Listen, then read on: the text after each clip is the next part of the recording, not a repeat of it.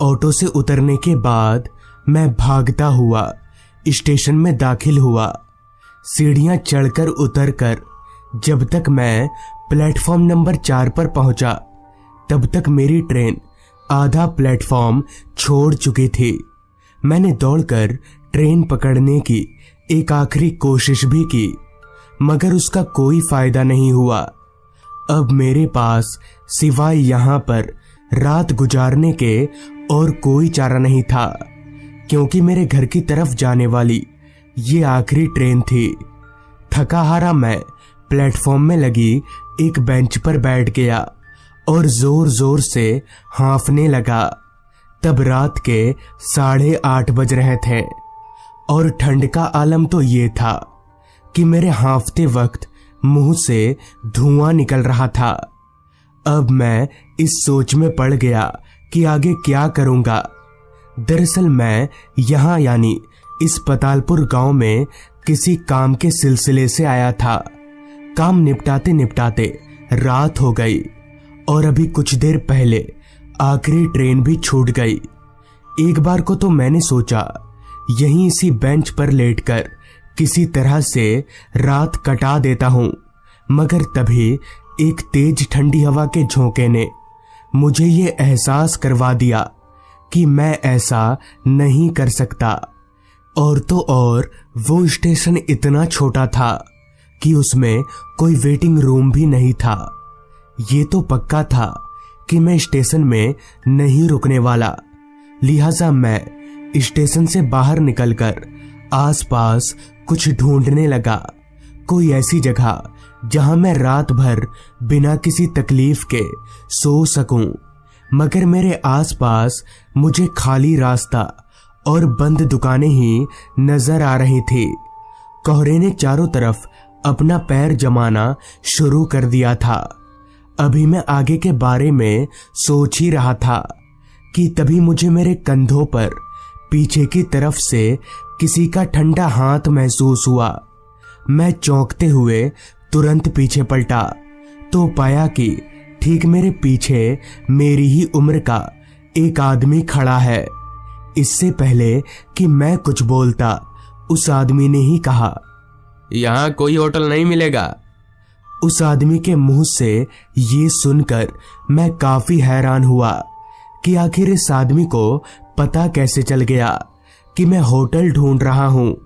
खैर, मैंने उस आदमी से कहा, हाँ, पर आपको कैसे पता चला कि मैं होटल खोज रहा हूं? इस पर वो आदमी बोला, मुझे सब पता चल जाता है। हालांकि होटल तो नहीं, पर एक जगह है जहां आप रात गुजार सकते हैं। मैं आपको ले चलता हूं उस जगह पर। चूंकि उस वक्त मेरे पास दूसरा कोई चारा नहीं था, इसलिए मैं उस आदमी के साथ चलने को तैयार हो गया। जिसके बाद वो आदमी मुझे एक रास्ते पर कहीं ले जाने लगा। वो रास्ता मेरे लिए बिल्कुल अनजान था। रास्ते के अगल बगल सिर्फ घने लंबे पेड़ और जंगल ही नजर आ रहे थे। बाकी ना तो कोई घर था और ना ही कोई दुकान। फिलहाल किसी भी तरह से ऐसा तो नहीं लग रहा था कि उस तरफ कोई होटल होगा भी, मगर मैं उस वक्त लाचार था, इसलिए उस आदमी के पीछे पीछे चलता रहा। कुछ देर ऐसे ही चलते रहने के बाद रास्ते से थोड़ा हटकर मुझे एक 2 मंजिला इमारत नजर आने लगी। तभी मेरे आगे चल रहे उस आदमी ने मुझे उंगली के इशारे को उस इमारत की तरफ दिखाते हुए मुझसे कहा, यही है वो घर, आप यहाँ रात भर रह सकते हैं। मुझे उसी वक्त भाड़े की बात कर लेना ठीक लगा। फिर जब मैंने उस आदमी से भाड़े के लिए पूछा तो उसने कहा, जी, हम किसी से भाड़ा नहीं लेते, बस हमारा एक नियम है, अगर आप एक बार इस घर में अंदर चले गए तो कल सुबह से पहले बाहर नहीं निकल सकते। मैंने सोचा कोई बेवकूफ ही होगा जो इतनी ठंड में बाहर निकलेगा। ऊपर से मुझे मुफ्त में रात गुजारने की जगह मिल रही थी, जिस वजह से मैंने बिना कुछ सोचे समझे उस आदमी को हाँ बोल दिया। थोड़ा और चलकर हम लोग उस घर के नजदीक पहुंचे। घर की हालत ना तो बहुत ज्यादा अच्छी थी और ना ही काफी ज्यादा बुरी, मतलब ये कि रहने लायक था। फिर उस आदमी ने घर के दरवाजे पर लटक रहे ताले को खोला और हम दोनों घर के अंदर गए। घर के अंदर पूरा अंधेरा ही अंधेरा छाया हुआ था, जिस पर मैंने उस आदमी से पूछा, यहाँ इतना अंधेरा क्यों है? तो इस पर वो आदमी बोला, लाइट नहीं है यहाँ पर। खैर, जैसे तैसे वो आदमी मुझे एक कमरे में ले गया और बोला, आप आराम से यहाँ पर सो जाइए, मैं बाहर ही बैठा हूँ। अगर कोई दिक्कत हो तो मुझे एक बार आवाज लगा दीजिएगा। इतना बोलकर वो आदमी उस कमरे से बाहर चला गया। उसके जाते ही मैंने दरवाजा बंद किया और चुपचाप कमरे में लगी पलंग पर जाकर लेट गया। तभी मैंने एक अजीब बात नोटिस की। मैं 4 दीवारी और एक छत के अंदर सोया हुआ था, मगर फिर भी मेरे शरीर पर इतनी तेज हवा लग रही थी जैसे मैं खुले में सोया हुआ हूं। लेकिन ऐसा क्यों हो रहा था? कमरे में जो एक खिड़की थी वो पहले से ही बंद थी, दरवाजा भी मैं बंद करके सोया था। खैर, पलंग के एक ओर पड़ी रजाई को उठाकर मैंने अपने मुंह तक ओढ़ लिया। तब कहीं जाकर मुझे थोड़ी गर्मी आई, मगर नींद उसका अभी तक कोई अता पता नहीं था।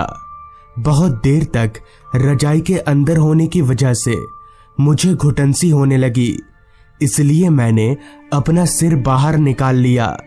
तो जैसे ही मैंने अपना सिर बाहर निकाला, तभी मेरी नजर मेरे सर के ऊपर एक बहुत ही घने पेड़ पर गई। मैंने तुरंत अपने आसपास देखा तो मैं दंग रह गया, क्योंकि अब मैं किसी कमरे में नहीं बल्कि खुले आसमान के नीचे सोया हुआ था। तभी मैंने महसूस किया कि मैं किसी पलंग पर नहीं बल्कि एक मिट्टी के टीले पर लेटा हुआ हूं। मैं तुरंत उठकर खड़ा हुआ। मुझे अपनी आंखों पर विश्वास नहीं हो रहा था, इसलिए मैं आंख मीचने लगा। और जब आंख मीचकर जैसे ही दोबारा आंख खोला तो मेरी हैरानगी की कोई सीमा ना रही, क्योंकि मैं उसी कमरे में था। सब कुछ पहले जैसा नॉर्मल हो चुका था, मगर मैं इतना तो समझ ही गया था कि यहाँ कुछ सही नहीं है।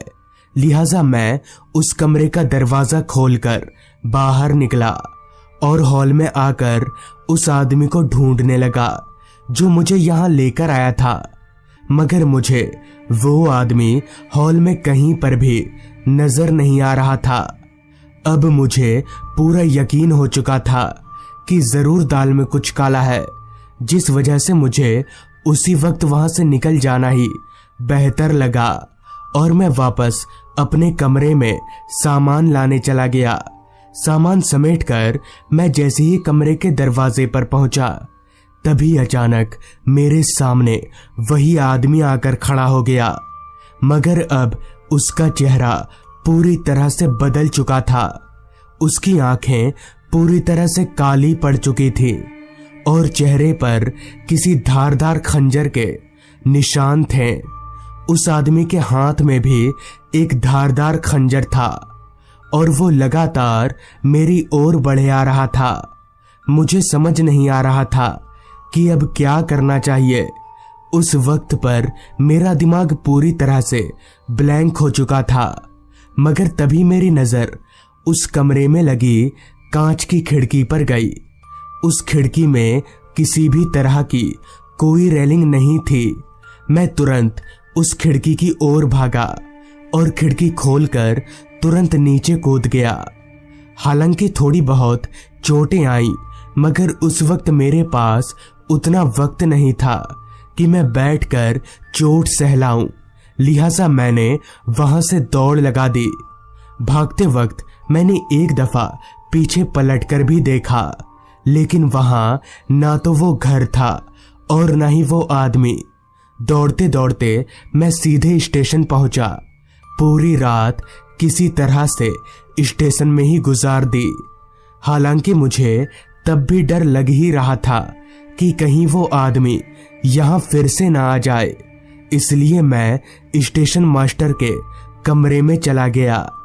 वहां जाकर मैंने स्टेशन मास्टर को सारी बात बता दी, जिस पर उन्होंने बताया कि वो आदमी एक चोर हुआ करता था। लोगों को इस तरह से लूटना उसका काम था और वो अपने इस काम को उसी जगह पर अंजाम देता था। मगर एक दिन उस चोर का पाला किसी गलत आदमी से पड़ गया। उस मुसाफिर ने उस चोर को जान से मार डाला। तब से उसी की आत्मा भटकती है। हालांकि अब भी वो आत्मा लोगों को उसी जगह पर ले जाती है, मगर लूटने के इरादे से नहीं, बल्कि उन्हें जान से मार डालने के इरादे से। तो दोस्तों, ये थी आज की कहानी। अगर आपको ये कहानी अच्छी लगी हो तो चैनल को जरूर सब्सक्राइब कर लें।